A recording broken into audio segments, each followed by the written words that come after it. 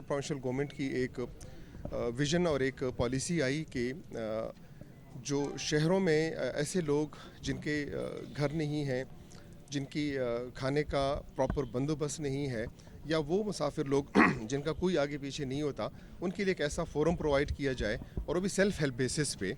ये इंतज़ामिया का एक मतलब एक सिग्नेचर प्रोजेक्ट होना चाहिए। तो उस पे ये काम किया, और ये आप तमाम हजरात की ताउन के बग़ैर मुमकिन नहीं था।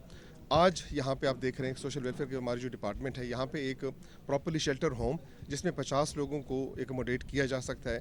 उसके लिए जितनी भी बेडिंग है, उसके लिए जितनी भी मतलब इंफ्रास्ट्रक्चर के अलावा जितनी भी ज़रूरियात थी, वो सारी की सारी हमारी फेडरल मिनिस्टर गंडापुर साहब की तवसत से जो फिलंथ्रोपिस्ट्स हैं उनको अप्रोच किया गया, और वहाँ पे प्रोवाइड की जा चुकी हैं।